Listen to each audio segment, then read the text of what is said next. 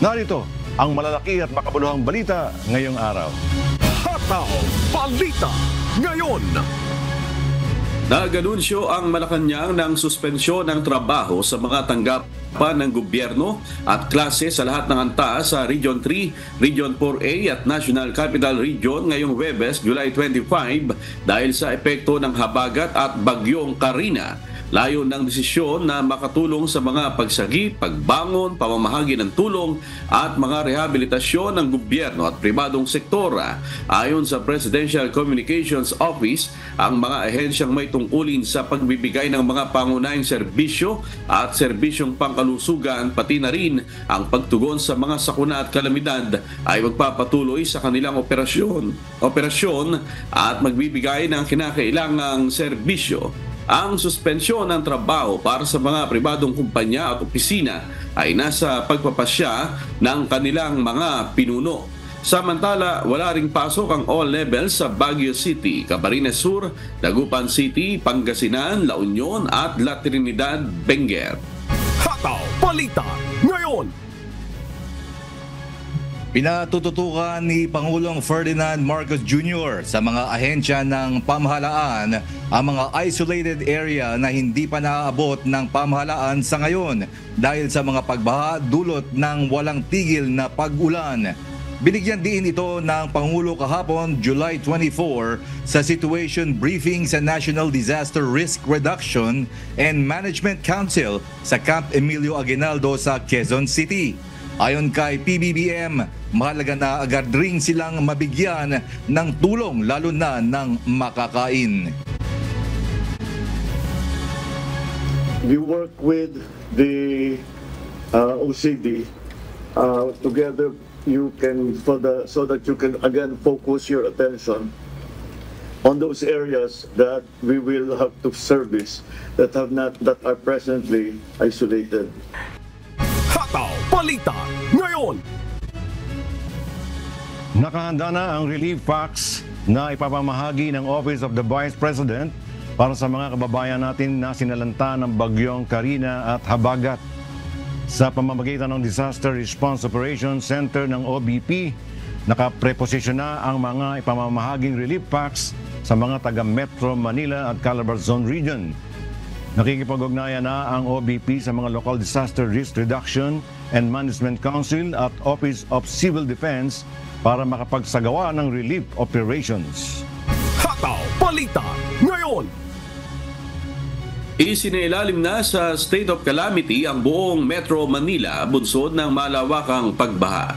Lahat ng 12 mayor na dumalo sa pagpupulong ng Metro Manila Council o MMC kahapon, July 24, ay sumang-ayon sa deklarasyon. Dahil sa deklarasyon ng state of calamity, magagamit na ng mga LGU sa Metro Manila ang kani-kanilang mga calamity fund para mapabilis ang pagtugon sa mga naapektuhan ng malawakang pagbaha. Hataw Balita ngayon. Umabot sa mahigit 800,000 na individual ang naapektuhan ng hagupit ng bagyong Karina at ng pinalakas na habagat. Sinabi ng Office of Civil Defense nitong Miyerkules na nasa 882,861 na individual o katumbas ng 183,464 na pamilya mula sa 686 na barangay sa buong bansa ang kasalukuyang humaharap sa epekto ng bagyo at malakas na pag-ulan. Marami sa evacuees ang piniling makituloy sa kanilang mga kamag-anak o kaibigan sa gitna ng masungit na panahon. Ayon sa OCD, binabantayan nilang mabuti ang Metro Manila, Central Luzon at Calabarzon. Hataw Balita ngayon. Tiyak ng Meralco na nakabantay sila sa sitwasyon ng supply ng kuryente sa mga lugar na kanilang sineserbisyuhan sa gitna ng nararanasang malakas na pag-ulan at pagbaha sa iba't ibang mga lugar. Sa post ng Meralco kahapon, July 24, pansamantalang tinanggal ng kanilang line crew ang supply ng kuryente sa mga apektadong lugar para masigurong ligtas ang mga residente at walang sinuman ang makukuryente. Para sa lahat ng mayroong aberya sa kanilang power supply, maaaring i-message ang Meralco sa kanilang hotline numbers o sa kanilang official social media accounts.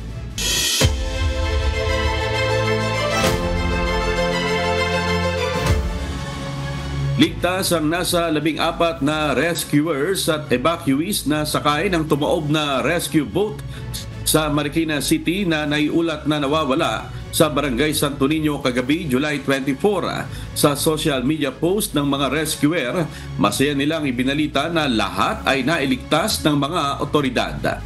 Kinumpirma naman ito ng Marikina Disaster Risk Reduction and Management Office.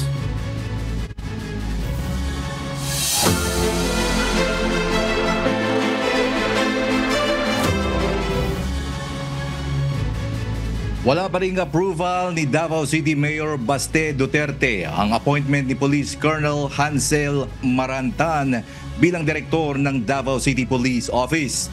Ikinaalarma naman ni Marantan ang mataas na kaso ng rape sa lungsod. Sila Lane Moreno, humahataw! Hataw Balita ngayon.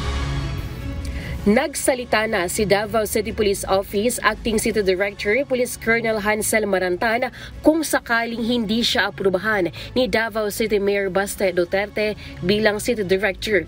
Mahigit isang linggo pa lang nanunungkulan sa lungsod bilang Acting City Director si Marantan. Everything is possible. Even if you are permanent, you can still be relieved. How much more if you are an acting? And how much more if you are NOIC. So, walang permanente sa mundo.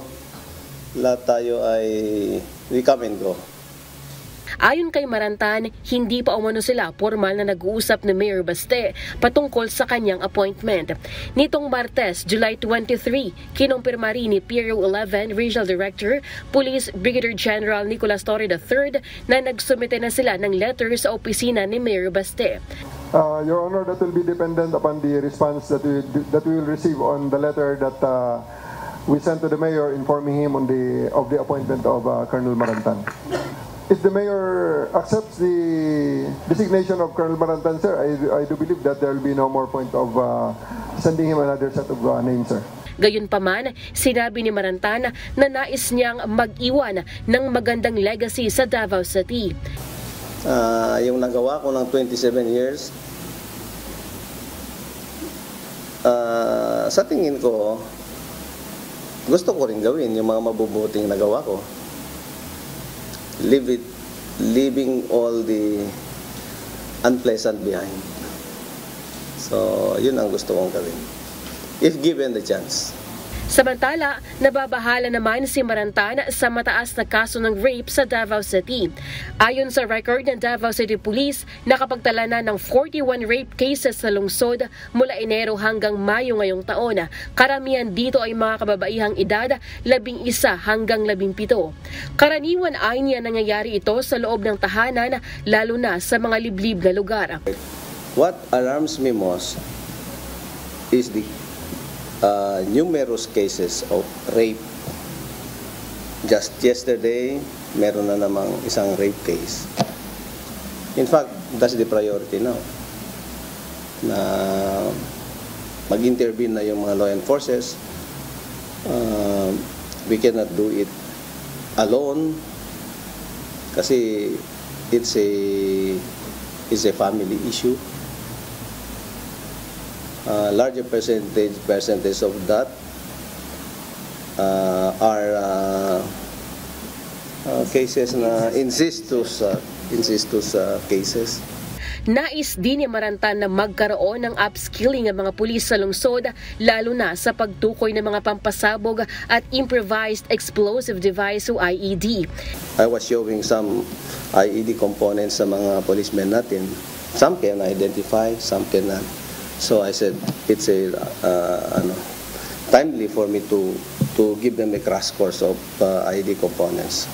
Lingid naman sa kaalaman ng karamihan, si Marantan ay isang PWD dahil sa kanyang orthopedic disability.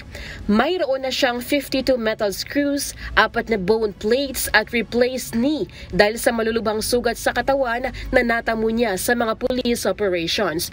Tumanggap na rin siya ng PNP Medal of Valor mula kay Justice Secretary Jesus Crispin Boyeng Rimulya at 2 beses na na-promote dahil sa kanyang paglaban sa mga kriminal at terorista.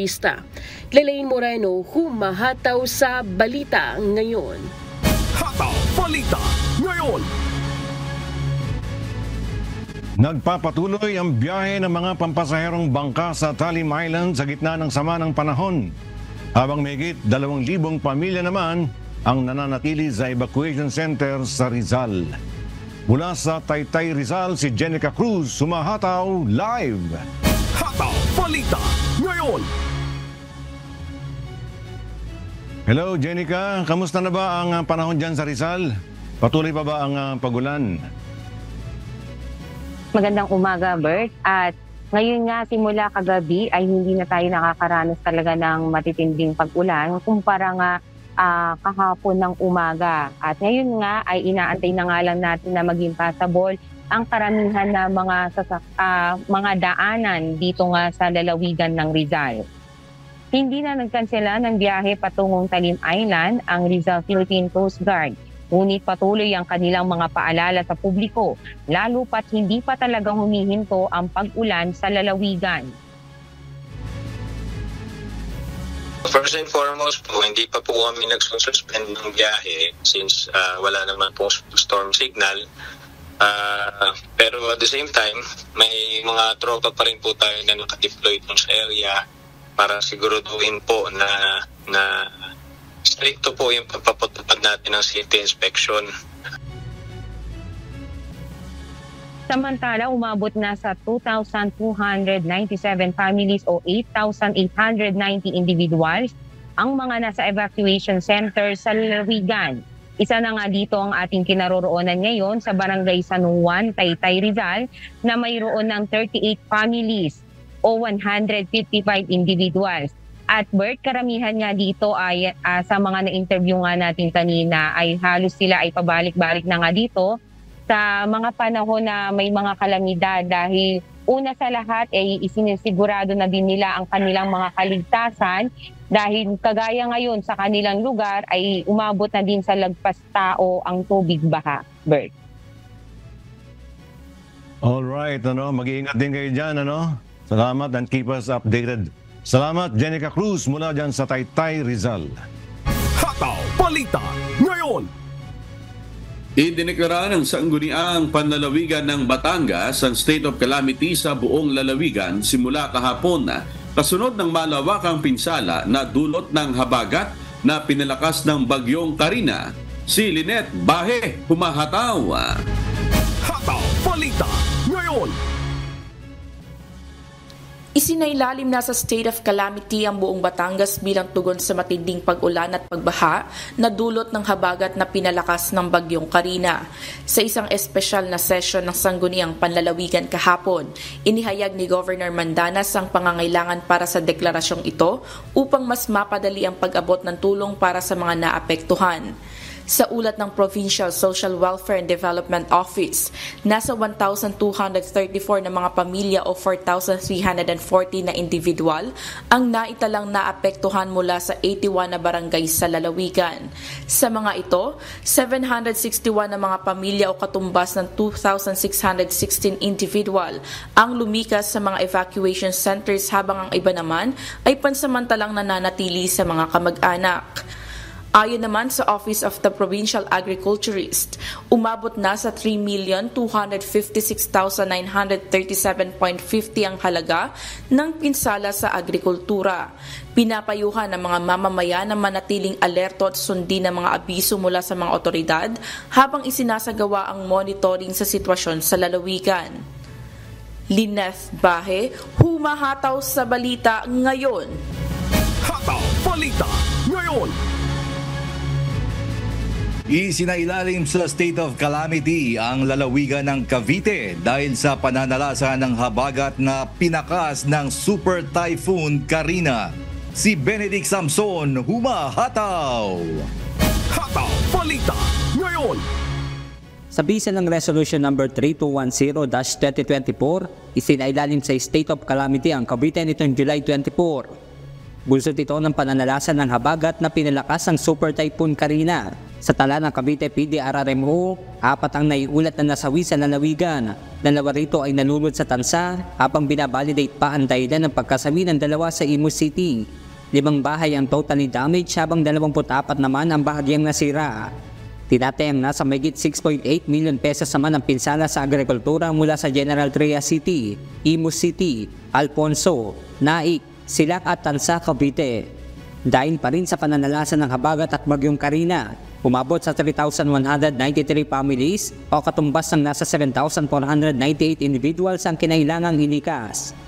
Sa Silang, Cavite, nag-collapse ang nasa 50 metrong bahagi ng revetment project sa Barangay Tubuan, Silang, Cavite dahil sa nag-overflow ang tubig mula sa drainage galing sa residential area. Upang maibalik naman sa ayos ang linya ng kuryente, inayos na rin ng mga tauhan ng Manila Electric Company o Meralco ang tumagilid na poste sa Barangay Halayhaytan sa Cavite.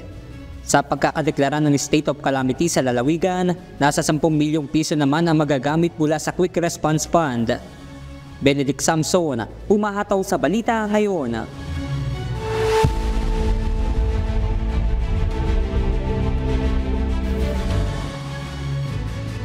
Magtutungo sa United States si United States Secretary of State Antony Blinken at Defense Secretary Lloyd Austin sa Asia ngayong linggo para matiyak sa mga kaalyado ang patuloy na suporta ng bansa.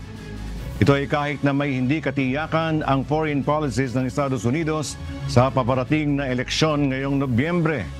Ito ang umahataw na balita ni Jazz Masakayan. Hataw Balita ngayon.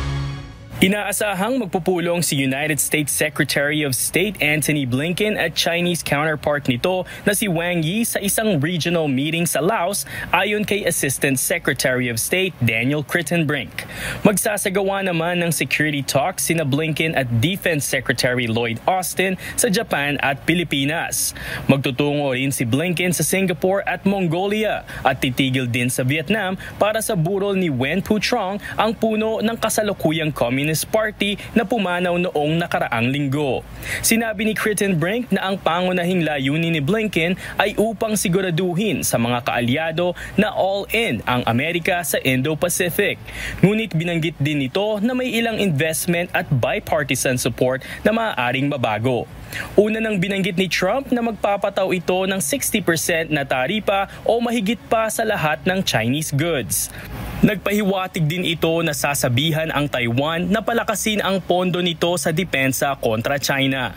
Nangako naman ang mga kaalyado ng dating presidente sa Japan at South Korea na patuloy ang magiging suporta nila sa paglaban sa China at North Korea.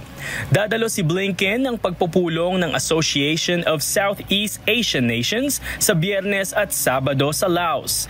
Inaasahang pupunta rin si Wang ng China, si Russian Foreign Minister Sergey Lavrov at isang opisyal ng North Korea.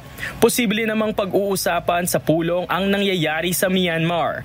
Magpupunta rin si Blinken at Austin sa Tokyo sa July 28 para pag-usapan ang pagpapatupad ng Washington Summit noong Abril. Jazz Masakayan, humahataw sa balita ngayon. Hataw Balita ngayon. US Vice President Kamala Harris at former President Donald Trump nagpalitan ng mga negatibong komento laban sa isa't isa sa kasalukuyang pangangampanya nila para sa nalalapit na US elections. Ito ang humahataw na balita ni Early Briones. Hataw Balita ngayon. Inatake ni US Vice President Kamala Harris si former President Donald Trump sa kanyang kauna-unahang campaign rally speech noong Martes na ginanap sa Milwaukee, Wisconsin.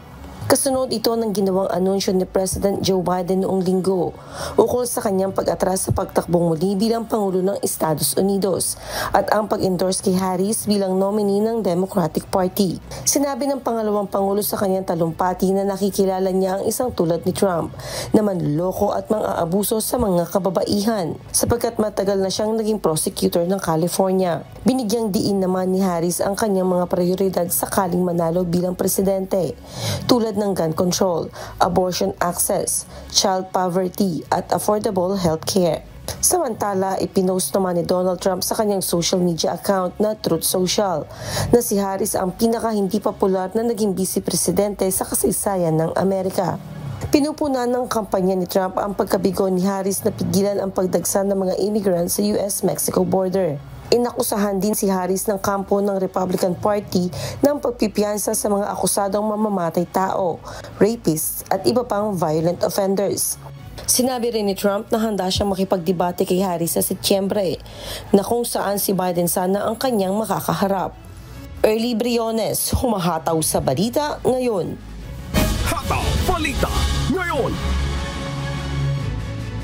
Nagbitiw na sa pwesto si United States Secret Service Director Kimberly Chittle matapos ang malawakang panawagan sa kanya ng mga mambabatas na duminig sa insidente na may kaugnayan sa assassination attempt kay former President Donald Trump.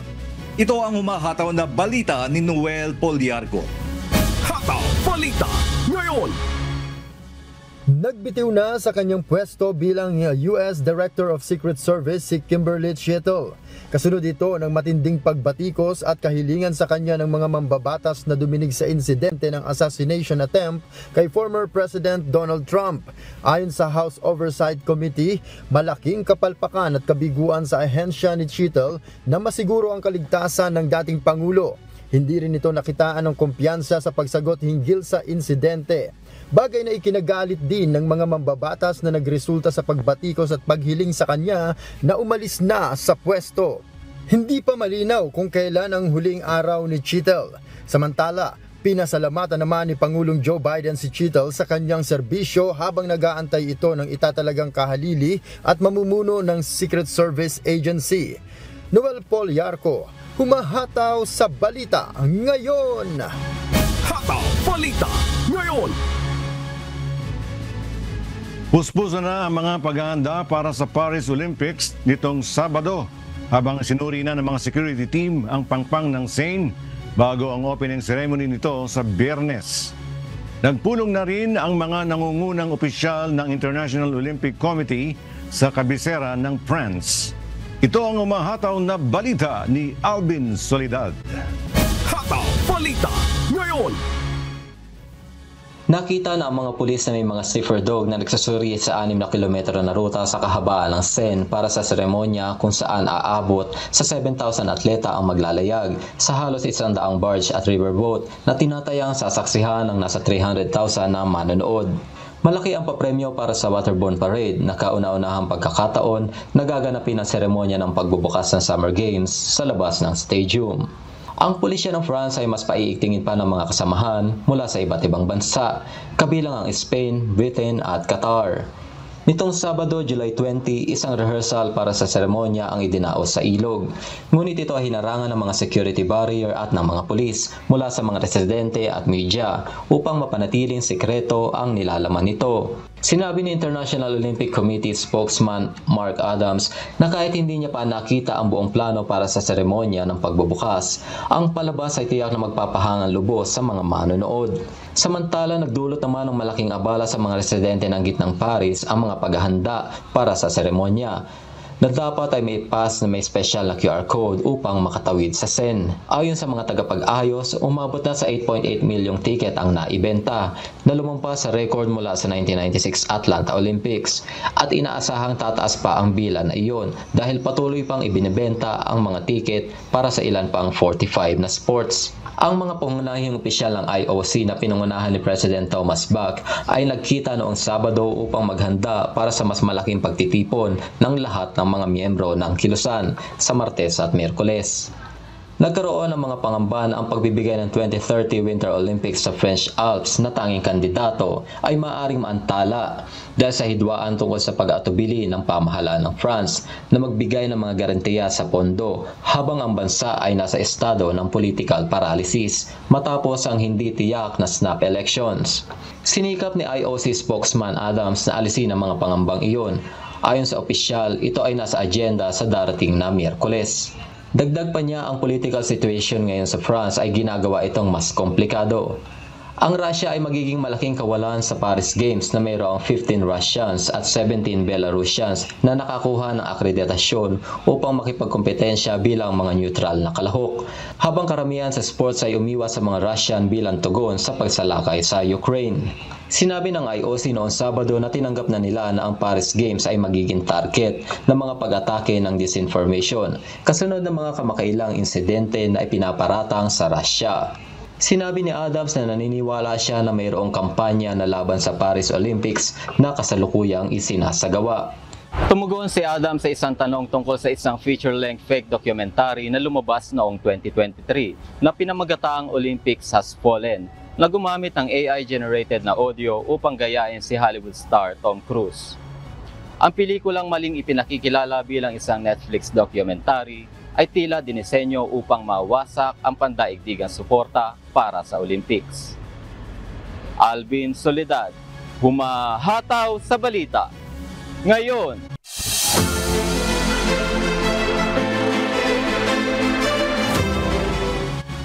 ilang mga residente sa kalsada ang naapektuhan ng pananalasa ng bagyong Karina at habagat sa mga probinsya ng La Union, Ilocos Sur, Cagayan at Cordillera.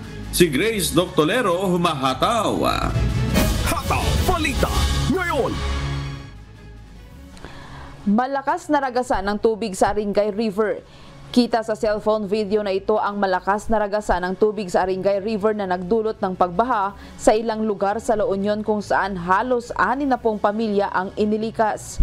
Gumuho ang ilang ginagawang river wall at nilamon ng tubig ang ilang debris ng proyekto. Ayon sa Aringay MDRRMO, umabot sa hanggang 3 meters ang antas ng tubig sa kasagsagan ng malakas na ulan. Kagabi July 24, 400 individual o 88 pamilya ang isinailalim sa preemptive evacuation mula sa 11 bayan sa Ilocos Sur. May mga creek tulad sa Santa Lucia ang umapaw. Ayon sa MDRRMO, may ilang kalsada at spillway na hindi madaanan pero hindi naman ito mga main road. Pinasok ng tubig ang loob ang ilang bahay sa bayan ng Santa Teresita, Cagayan. Apektado dito ang 41 pamilya. Binahari ng isang bahay sa Barangay Ipil at Kabaruan sa Gonzaga, Cagayan. Sa Cordillera, tuloy-tuloy ang ginagawang clearing operation sa Cannon Road sa Tuba, Benguet matapos magkaroon kahapon ng panibagong pagguho ng lupa. 12 landslide naman ang naitala sa Baguio City. Grace Doctolero, humahataw sa balita ngayon. Hataw Balita ngayon. Tulong-tulong ang mga residente ng Montalban Heights upang sagapin ang 3 lalaki na tinangay ng tubig baha. Si Jolit Matangat, humahataw! Hataw Balita ngayon. Kitang-kita sa video na kuha ng isang residente kung paano tangay ng tubig baha ang isang lalaki na naka-helmet at 2 iba pa na tinangay na rumaragas ang tubig baha kasama ng kanilang motorsiklo sa Montalban, Rizal. Ayon kay Rizal Police Provincial Director Police Colonel Felipe Maragun, parehong buhay ang nasabing mga lalaki. Yes, meron tayong 3 naitalang casualty, 1 missing, 3 pong electrocuted, no, yung nakuryente. Yun nga, yung isa is habang siya ay tumutulong, supposed to be, tinutulungan niya yung kanyang kapitbahay na kuryente. Yung isa naman po ay nangyari sa loob ng bahay dahil nahawakan nila yung live wire at isa po sa loob din po ng bahay. Samantala, tuloy-tuloy ang search and rescue operation ng Rizal PNP sa lalawigan bagamat huminto na ang pagbuhos ng ulan pasado alas 6 kagabi. Jolits Matangat, humahataw sa balita ngayon. Hataw Balita ngayon. Nasa 7 barangay ang lumubog sa baha sa Mabitak, Laguna dahil sa pag-apaw ng ilog dulot ng epekto ng bagyong Karina at habagat kahapon. Si Marcos Doria, humahataw! Hataw Balita ngayon. Mabilis na umapaw sa ilog sa bayan ng Mabitak, Laguna, bunsod ng walang tigil na pagbuhos ng ulan at ng mga nakahambalang na mga basura na natangay ng tubig. Dahil dito, nalubog sa baha ang mga barangay ng Barangay San Antonio, Nanguma, Sinagtala, Libis ng Nayon, Lambak, Bayanihan at ng Barangay Pag-asa. Kinailangan pang gumamit ng bulldozer upang maalis ang mga nakahambalang na kahoy sa ilog. Landslide, mga natin, mabuntungan. Medyo malawakan ulan kasi kaya mas mabilis tumasok ng tubig. Tsaka yung mga basura siguro. Ay, mga basura pumapara sa mga drainage. Ayon kay Magno Artequea, head ng Mabitak MDRRMO, mabilis na umapaw ang tubig dahil sa nasirang river control. Actually po yung ginawa na naming mga nakaraang project, dredging po ng patuloy na dredging po ng Mabitak River, saka construction ng river wall. Yan po yung mga pangunahin namin na para hindi na kami bahay. Ngayon, ang problema namin, may nasira ang river wall sa may tapat ng Barangay Maligaya. Kaya kasalukuyan, doon ngayon lumalabas yung tubig baka sa nagdudulot ng pagbasa mga barangay dito sa poblasyon ng bayan ng Mabitak. Patuloy naman ang pakikipag-ugnayan ng lokal na pamahalaan sa mga naapektuhan ng pagbaha. Marcus Doria, humahataw sa balita ngayon. Hataw Balita ngayon. Mahigit 8,000 residente na ang naiulat na napinsala ng epekto ng Carina at Habagat sa Bicol. Umabot na rin sa mahigit 100 ang stranded passengers habang hanggang ngayon sa iba't ibang pantalan sa Kabikulan. Si Ryan Salatandol humahataw. Hataw Balita ngayon. Batay sa pinakabagong taya ng Office of Civil Defense Bicol, umabot na sa 8,288 na individual ang naapektuhan ng bagyong Carina at Habagat sa Bicol, kung saan pinakamarami ay naitala sa San Miguel Catanduanes na may 40 na mga bahay na nasira. Umabot na rin sa mahigit 100 individual ang stranded ngayon sa mga pantalan. 104 passenger na ang stranded sa Pasakaw Port, habang mayroon namang 2 pasahero sa Aroroy Port na nananatili sa pantalan. Sitwasyon po dito ay wala pang kasiguraduhan kung makakabiyahe pa po yung mga stranded na pasahero. Medyo marami-rami na rin po yung mga passenger na stranded dito sa port. Sa ngayon po nagsisiksikan po sila kasi medyo maliit naman po yung facilities namin, pero kaya naman pong i-accommodate na. Nakapagtala na ng 5 rolling cargo, 9 na land vessel at 6 na sasakyan ang pansamantalang nasa pantalan sa Pasakaw, Aroroy, Masbate City at San Pascual. Ayon naman sa pamunuan ng Pasakaw Port, hindi pa nila masasabi kung kailan babalik sa normal ang biyahe ng mga barko sa lugar dahil malakas pa rin ang alon na nararanasan sa karagatan. Ryan Salatandol, humahataw sa balita ngayon.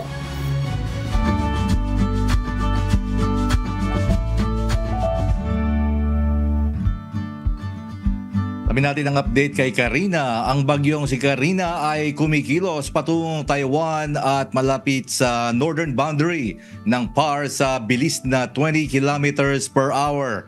Sa ulat ng Pag-asa kaninang alas 5 ng umaga, ang sentro ng mata ng bagyong Carina ay tinatayang nasa 465 kilometers hilaga ng Itbayat, Batanes o sa vicinity. Taglay ni Carina ang pinakamalakas na hanging umaabot sa 150 kilometers per hour malapit sa sentro. May bugso ng hangin na aabot hanggang 250 kilometers per hour at sentral na presyon na 950 HPA. Nakataas ang tropical cyclone wind signal number 1 sa probinsya ng Batanes.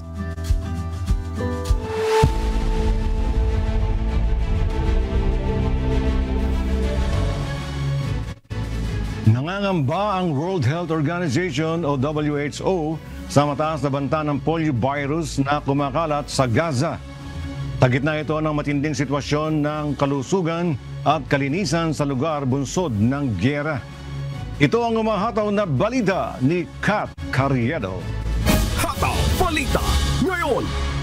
Sinabi ni Ayadil sa Parbekov, team lead ng health emergencies ng World Health Organization o WHO sa Gaza at West Bank, na nakakuha sila ng bakuna kontra poliovirus type 2 mula sa environmental sewage samples ng Gaza. Malaking sanhi nito ang sitwasyon ng water sanitation sa Gaza.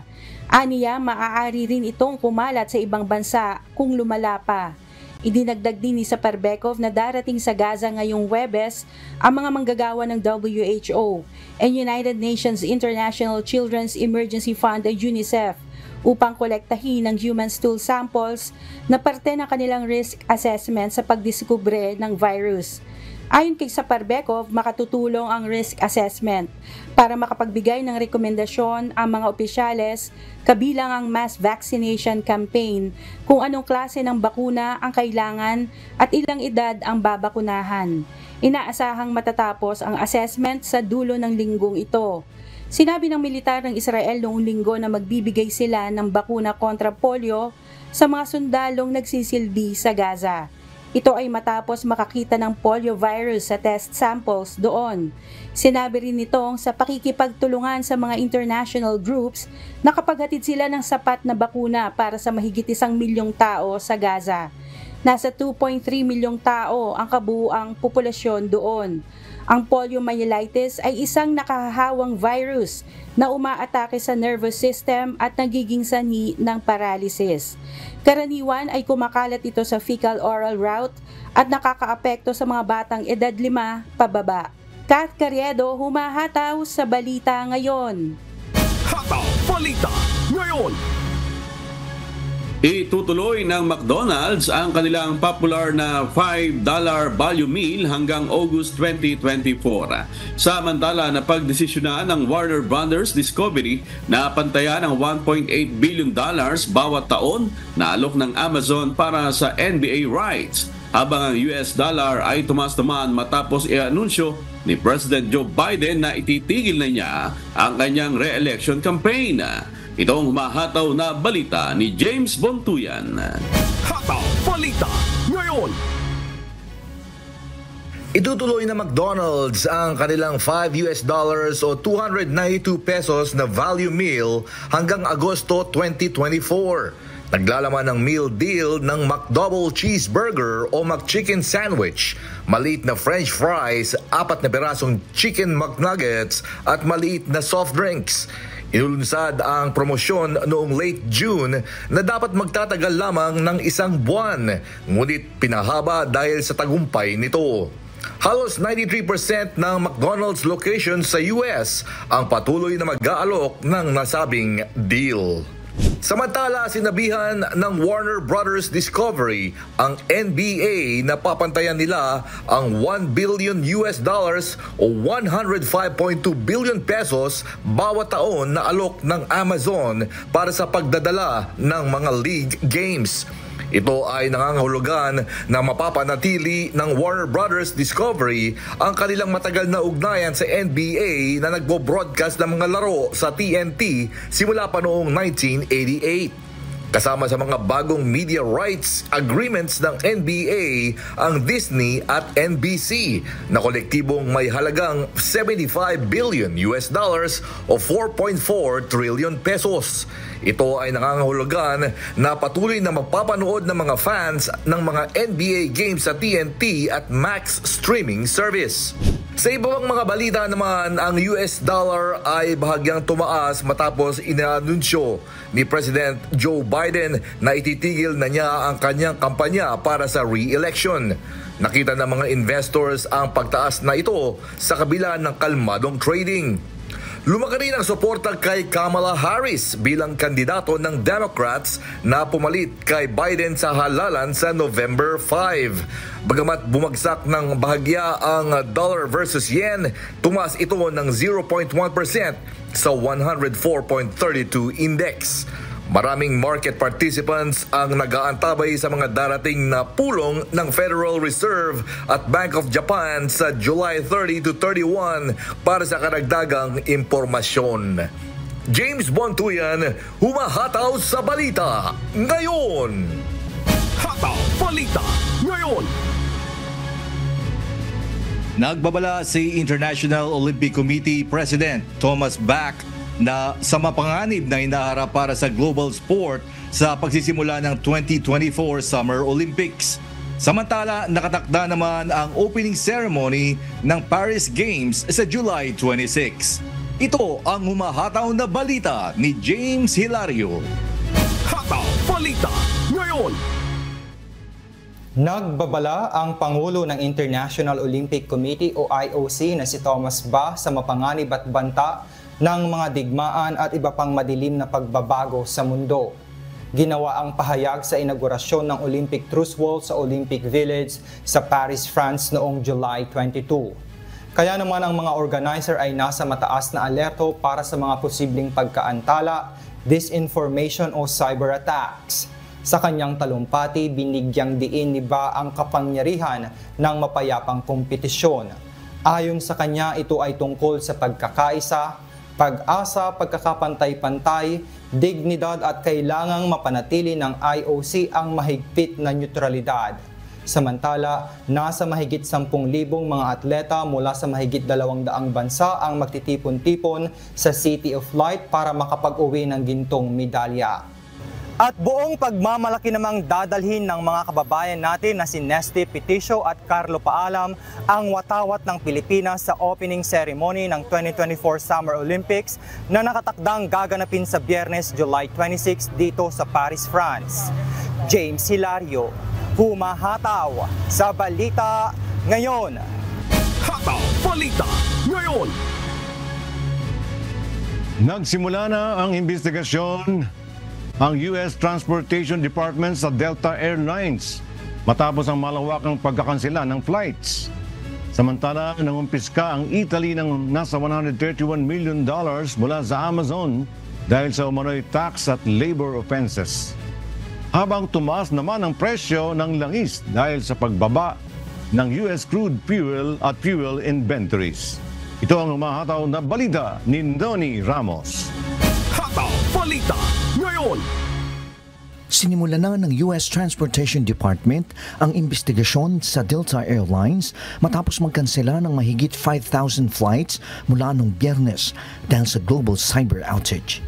Layunin ng probe na siguraduhin na ang Delta ay sumusunod sa mga karapatan ng pasahero at federal regulations habang may mga disruptions. Patuloy na nahihirapan ng Delta sa pagbangon mula sa outage na nakaapekto sa crew scheduling system nila na nagdulot ng mga pagkansela at pagkaantala. Samantala, nangumpiska naman ang Italy ng tinatayang $131 million o 7.6 billion pesos mula sa isang Italian unit ng Amazon bilang bahagi ng investigasyon sa umano'y tax fraud at illegal labor practices. Inaakusahan ng Milan Prosecutor's Office ang Amazon Italia Transport ng pag-iwas sa labor at tax laws sa pamamagitan ng paggamit ng cooperatives at limited liability companies para mag-supply ng mga manggagawa. Dahil rito, maiiwasan ng VAT duties at mababawasan ang bayad sa Social Security. Sinabi ng Amazon na sumusunod ito sa lahat ng naangkop na batas at nakikiisa sa mga otoridad. Sa ibang mga balita naman, tumaas ang presyo ng langis matapos ang ilang araw ng pagbaba dahil sa decreasing US crude inventories. Iniulat ng American Petroleum Institute ang malaking pagbaba ng crude, gasoline at distillate inventories na nagpapakita ng matibay na demand. Dagdag pa rito, ang mga peligro ng supply mula sa wildfire sa Canada ay nagkakaroon din ng epekto sa pagtaas ng presyo. Noni Ramos, humahataw sa Balita Ngayon.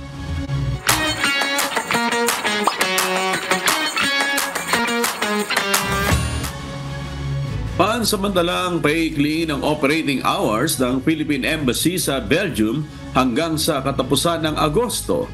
Magkakaroon naman ng free legal aid clinic sa Philippine Consulate sa San Francisco. Ito ang humahataw na balita ni Lynn Perez. Hataw Balita Ngayon. What's up, kabayan? Naglabas ng abiso ang Philippine Consulate sa Guangzhou na magkakaroon ng delay ang passport release bunsod sa system downtime dahil sa maintenance work.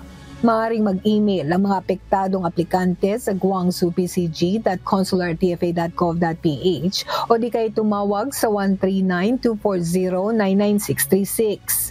Samantala, pansamantalang paiikliin ang operating hours ng Philippine Embassy sa Belgium dahil sa renovation na ginagawa sa Pasuguan.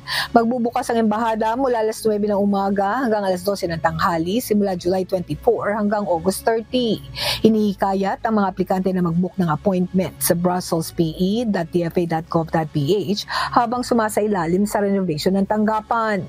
Magsasagawa ng free legal aid clinic ang Philippine Consulate sa San Francisco sa August 2 mula alas 11 ng umaga hanggang alas 3 ng hapon. Maaaring idulog dito ang anumang legal concerns tungkol sa Philippine family law, property law, land ownership, employment.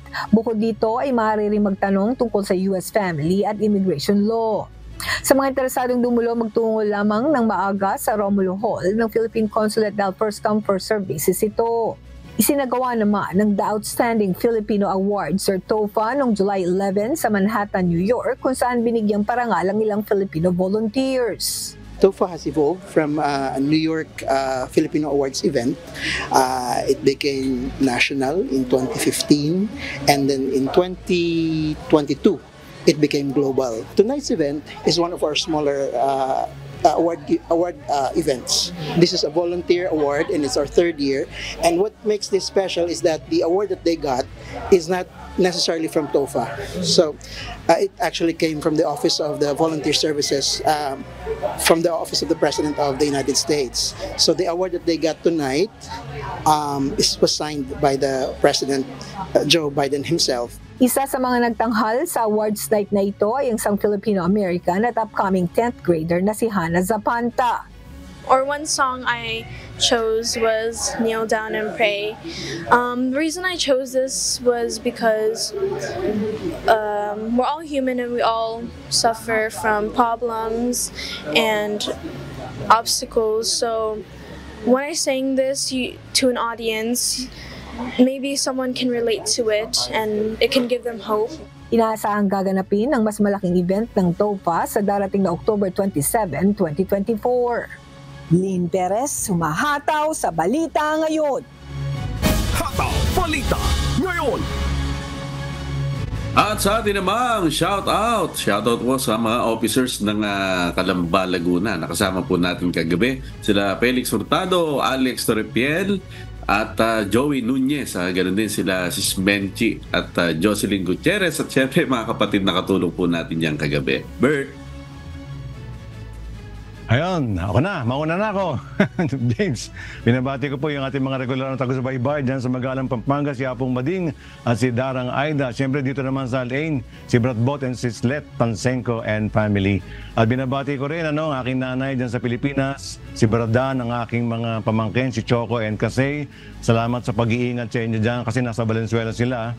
Although salamat sa Diyos, di naman sila binaha yung lugar nila dyan sa Genti de Leon. At siyempre, binabati ko rin ang aking mahal na asawa, si Tess, aking mga anak, Nico, Ellen, Shasha, and Andrew.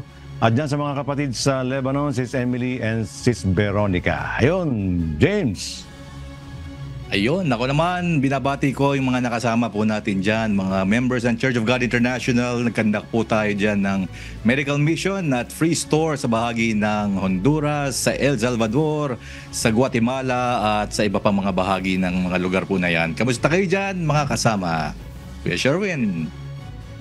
Ayun, at ihabol natin si Elena Yang at si Emma Chikuhara. At ganoon din sa ating pong mga taga-subaybay sa buong Pilipinas at sa iba't ibang panig ng mundo. Ganoon din po, shoutout din sa mga tagapakinig ng Hataw Balita Ngayon sa Radyo La Verdad 1350.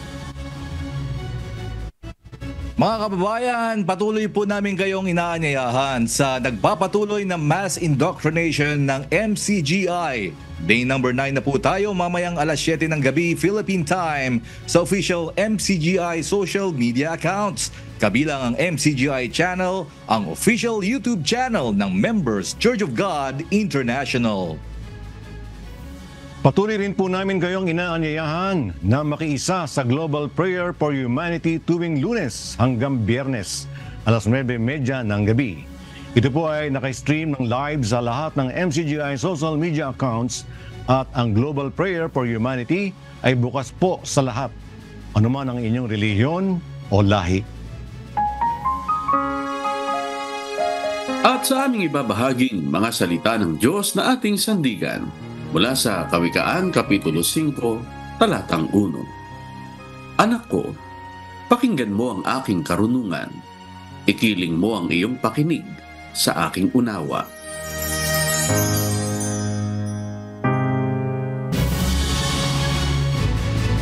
At yan po ang mga humahataw na balita ngayong maga ng Huwebes, ika-25 sa buwan ng Hulyo 2024.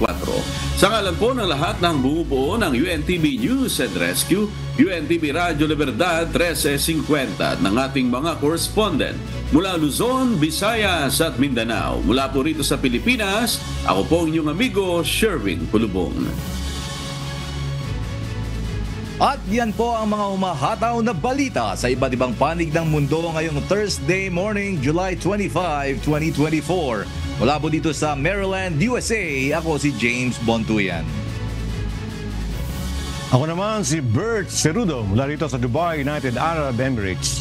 At dito sa UNTV at sa UNTV Radyo La Verdad 1350, Diyos ang aming sandigan, serbisyo publiko ang aming pinahahalagahan. Susunod na ang Good Morning Kuya. Salamat po sa Diyos at magandang umaga.